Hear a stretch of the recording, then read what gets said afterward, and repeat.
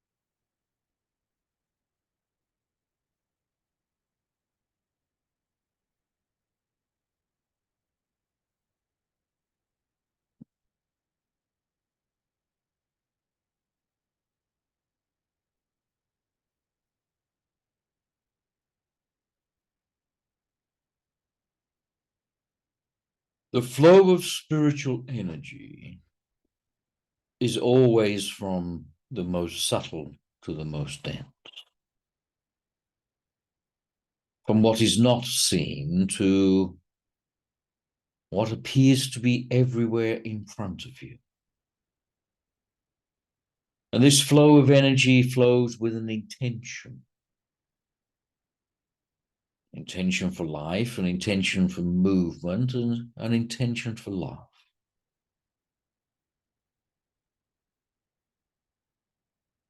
It is the flow of energy that will give life to the physical form.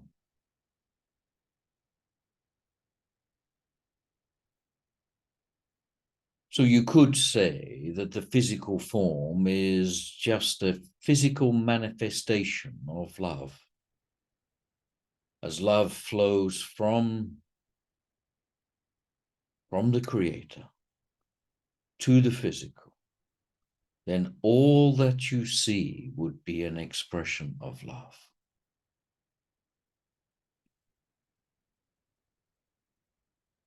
What other intention would there be than the flow of love outwards to bring everything together? And yet you would say to me that the physical world is not full of love at all. It is full of pain and difficulty.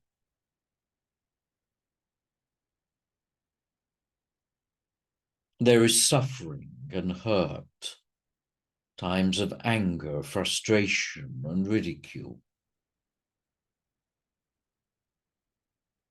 But the story in a moment will show you the way that love is initially diluted into all the other forms.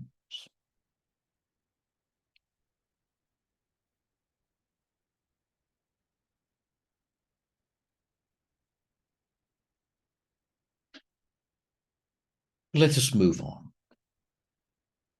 Let us begin now with our healing list of names that we may work with anyone that is in need. So if you have names you wish to add, please send them as a list. We will add them each week. May I have the healing list now, please, Brandon? Marcus Alex Vidalis, Amanda Kleinman, Eric Jackson, Karen Kleinman, Craig and Amanda, KDC, Holly and Alex Norton, Richard Gatfield, Rohan Tompkins, Nigel and Michelle Clark, Steve and Denise Wareham, Amanda and Craig, Teresa, Kristen Howard, Allison, Roberta and Jerry, Lorna, Myra, and Jane. Thank you.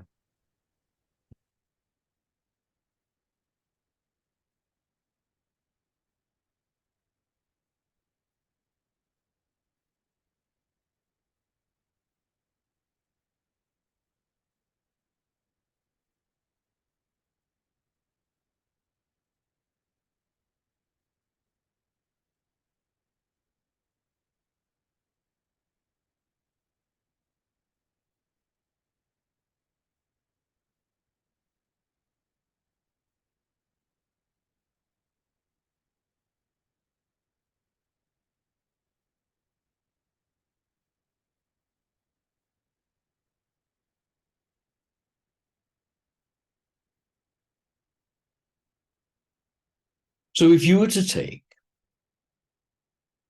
let us say, 10 pieces or 10 individual tissues,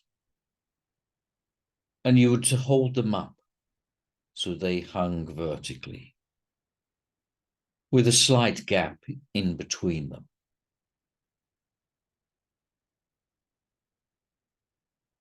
Let's just say the gap is just a few centimeters or an inch. And if you shone a light through one side, And that light went from through one tissue, through another, through another, through another. And eventually comes out of the end tissue. You would have to say that the love then, the light that is shining, is exactly the same, just a minimized version. And it is minimized by each of the layers which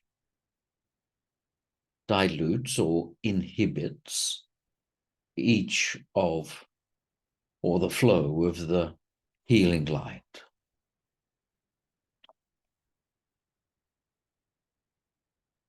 Yet as it comes out, it is still the same, but performs very differently. Now, the point of this analogy, you can say, is to show the expression of love, the way it is diluted into the world. And it is diluted by layers of mind and layers of realms or realities or dimensions. Each one, of course, representing something that must be learned or something that must be discovered. You see, this is also an expression of the creation of life. You see, each layer of tissue is full of, well, let us call it karma, issues, thoughts, memories that must be cleansed, karma that must be dealt with. And as each layer becomes cleansed, it dissolves.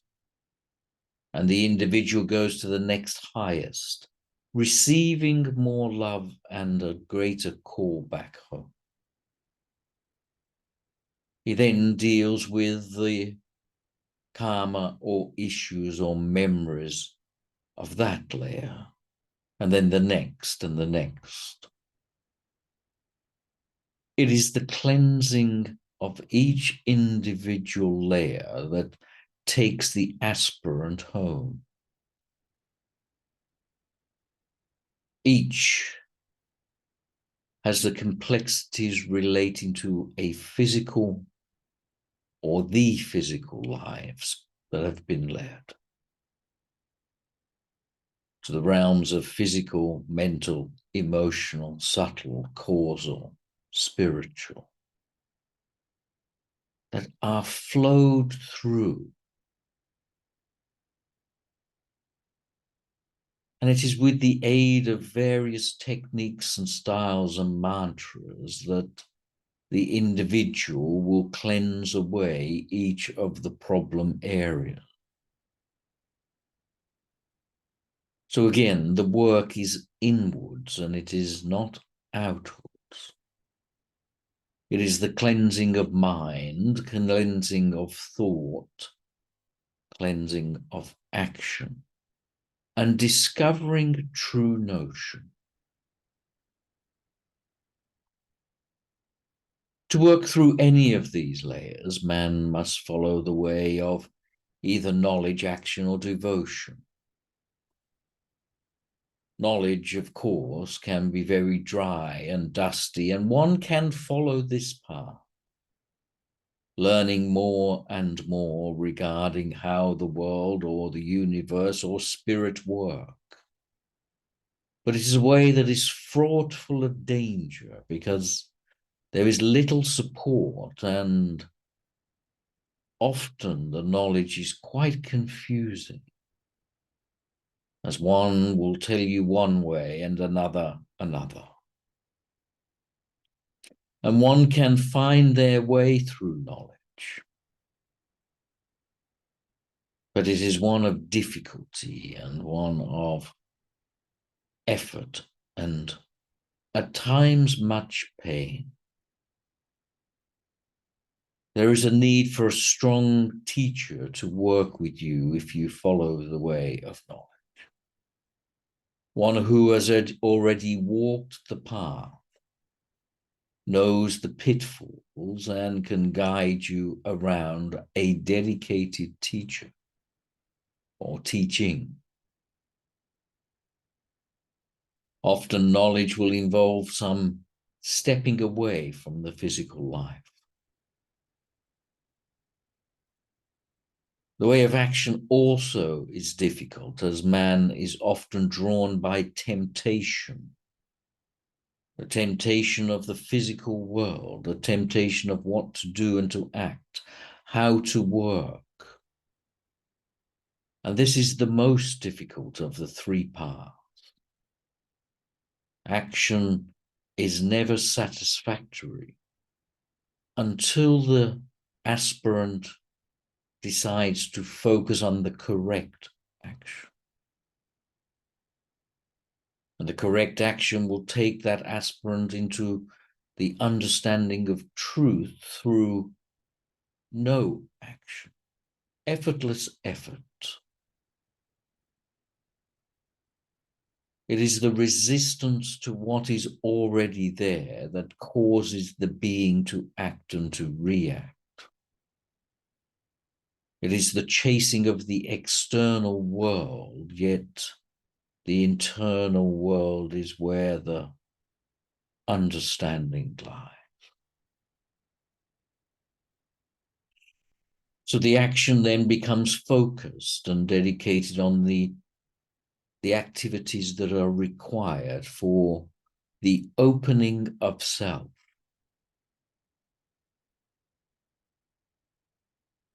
So in cleansing karma, the action would be involved in cleansing mind. In knowledge, the action would be to understand the events which have occurred. And the way of devotion to cleanse karma would be to love and to feel and to explore the truth through emotion. The simplest way to cleanse is to follow a path of devotion and to bring all of the other two into the path of devotion.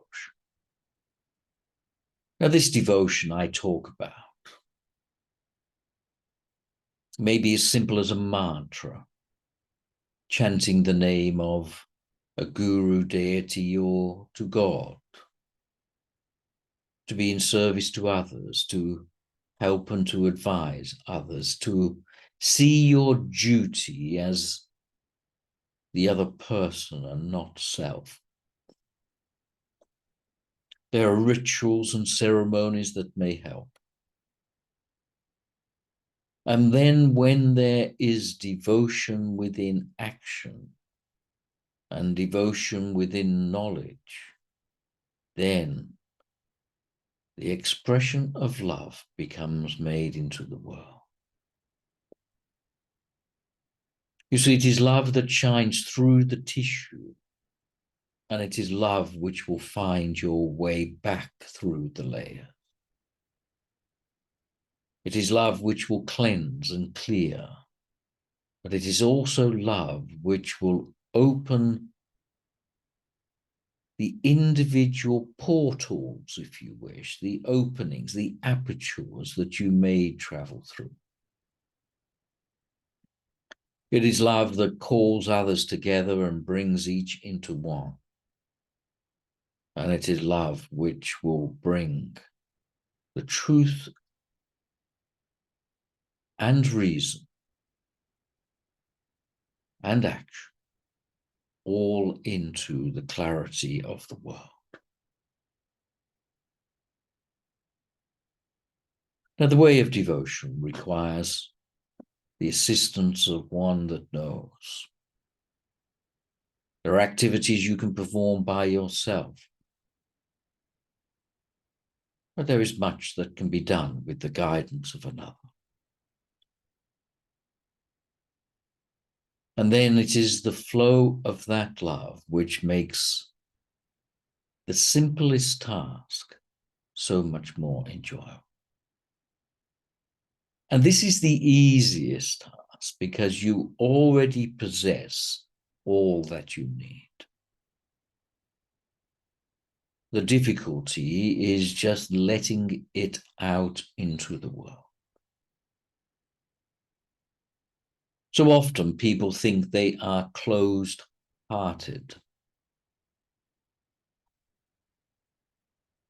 and they may act or perform in ways which will give another that impression. The truth is, they are more focused on mind than they are on heart. And so the mind is put secondary. Forgive me, the heart is put secondary. And the mind is what is focused on, used, and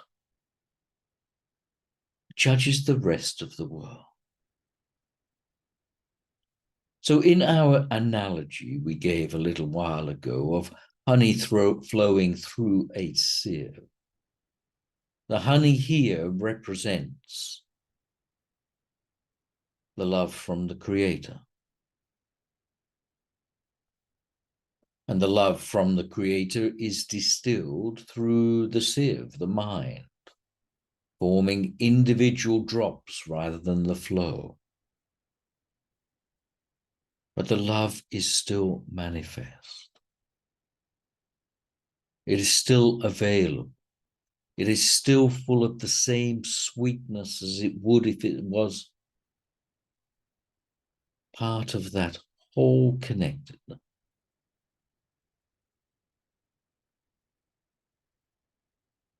So following a path of love,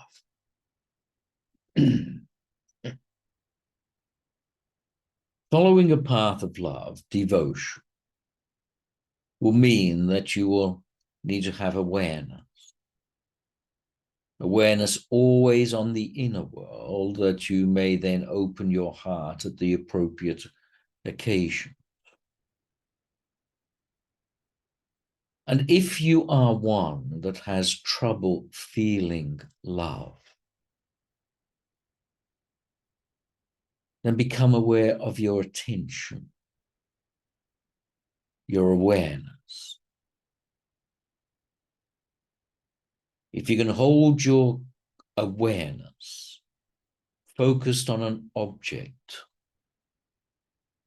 love eventually will appear without effort. If you are focusing on love and can hold your attention on love, awareness must be there also.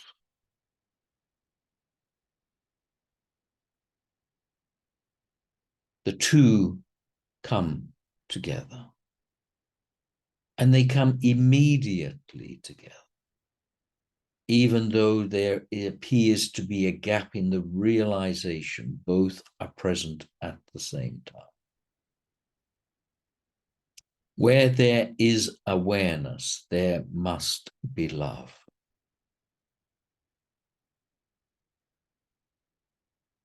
And yet you would say that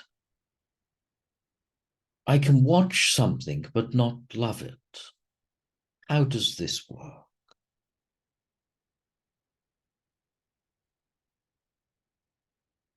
Well, the love is always there.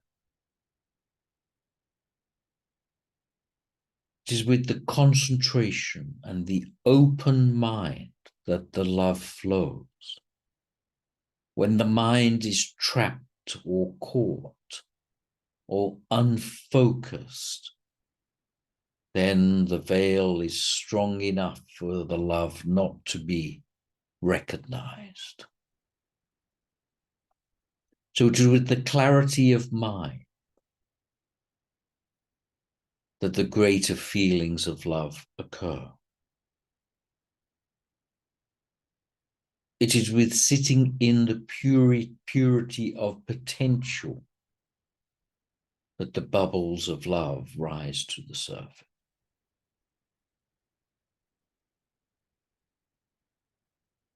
You would say that you would like to love more people or love more students or clients or friends. then place your attention on them. Put your duty on, let us say, the student or the friend, rather than, let's say, the money or what you can receive. Is your duty to the money or is your duty to the student? Whichever one you focus on, it is that you will love.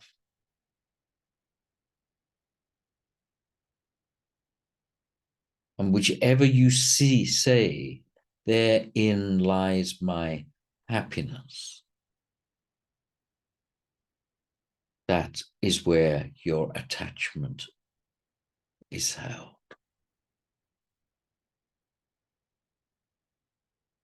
So if you believe you are happy because you have a certain amount of clients or friends or students, then your attachment is held to them. You should deliver because your duty is to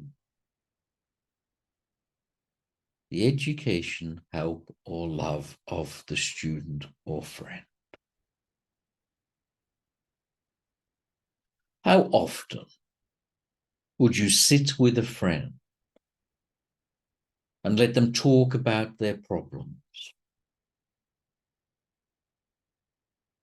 And if you are sufficiently aware, the connection of love will form. It'll be naturally revealed between the two of you. Yet if you sat with them and saw them as a hindrance to the way of achieving a goal, then your attention is on that goal. And the love then does not form in its purity between the two of you.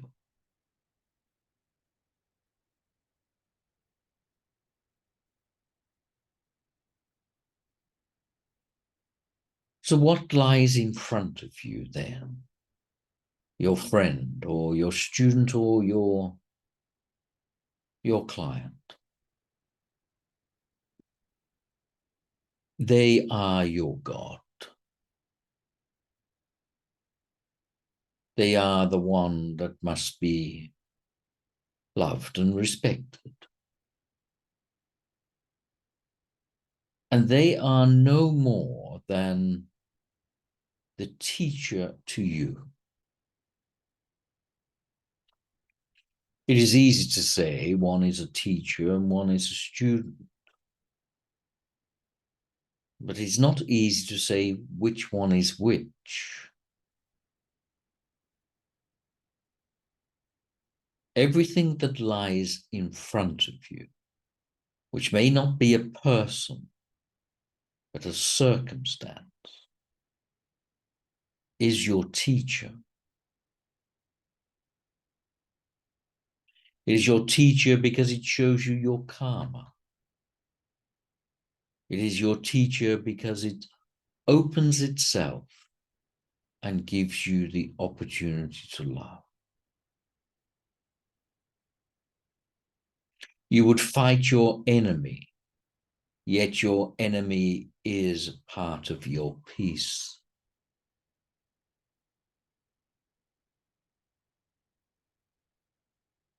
And all of this because the tissue is not transparent.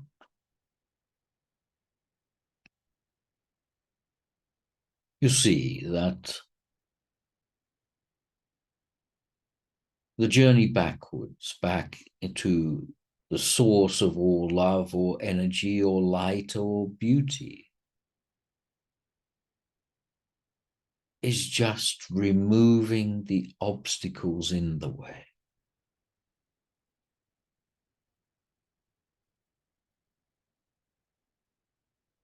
Your body or your mind will not do that, but your heart will.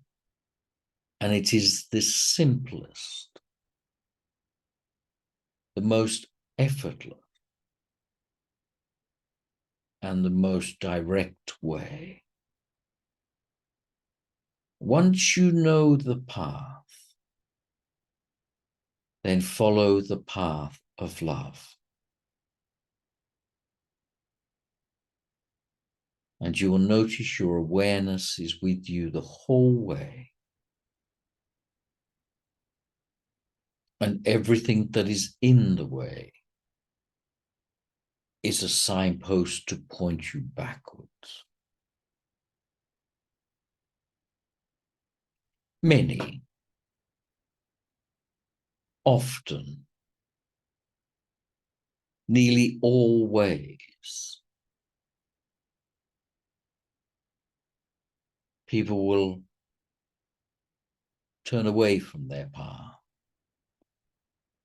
and start to look at the rewards from the physical world, the beauty, the temptation, the joys of satisfaction that can be felt.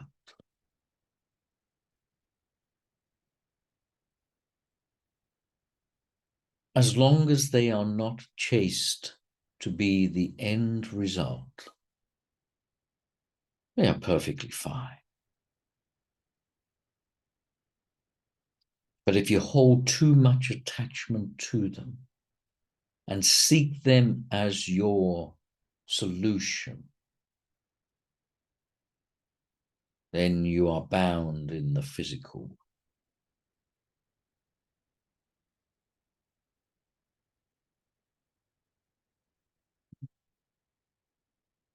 Now, you cannot get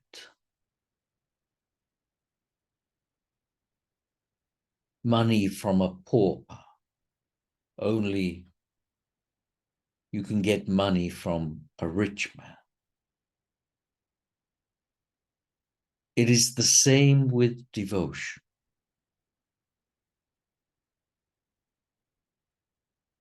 You should seek guidance not from the pauper, but one who is rich in the devotion of others.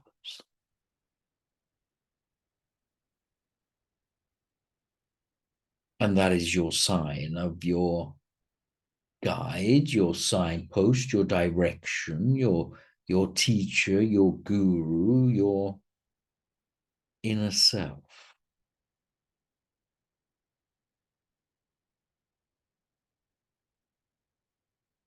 And that is the way to work through. So how does all of this help your spiritual modalities or the composition of music or the expression of fine speeches, of helping others?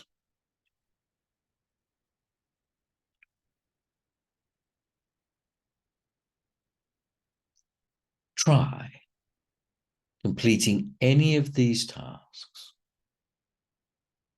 with your focus and with your heart open. And if you have practiced sufficiently and widened the channel just a little,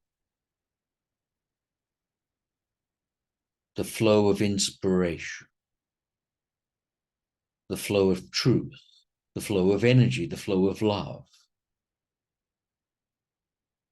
will naturally flow through you to either the music, the other, or whatever you're trying to achieve.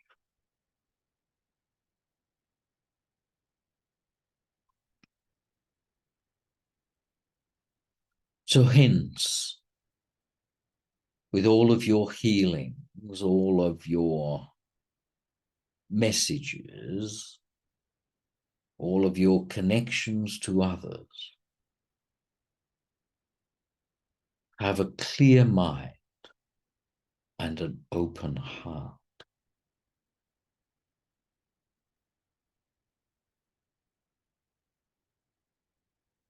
And in that way,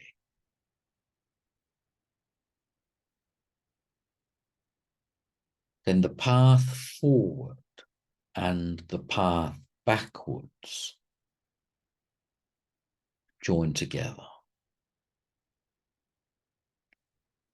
what you should do, and where you come from are all the one and the same. The revealing, the opening, the allowing, not the chasing, the doing, the learning.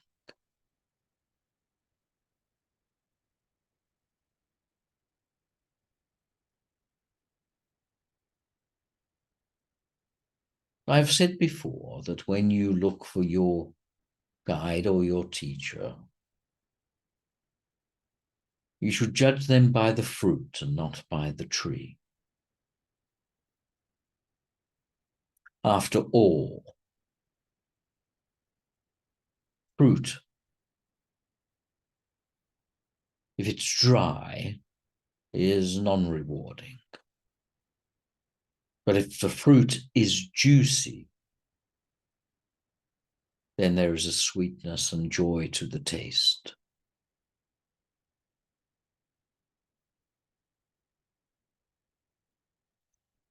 Fruit, of course, may represent the teaching,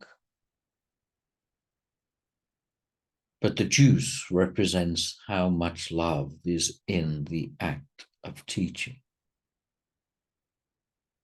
And the tree, the physical form of the person that you are with. So is there heart?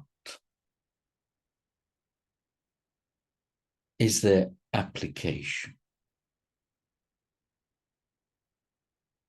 Is there sufficient knowledge to know the way? And are they walking the way as an expression of their own path and devotion?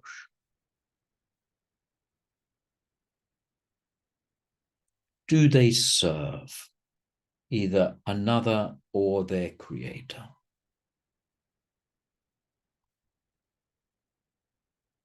And are you willing to do the same?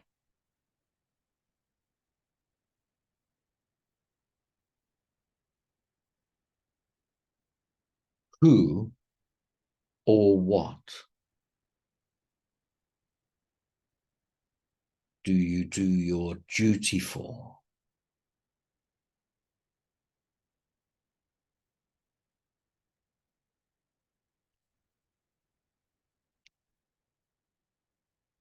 Look for the fruit and see if it is sweet,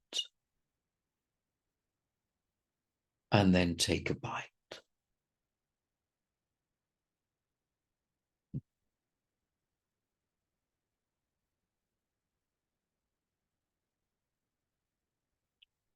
God bless you.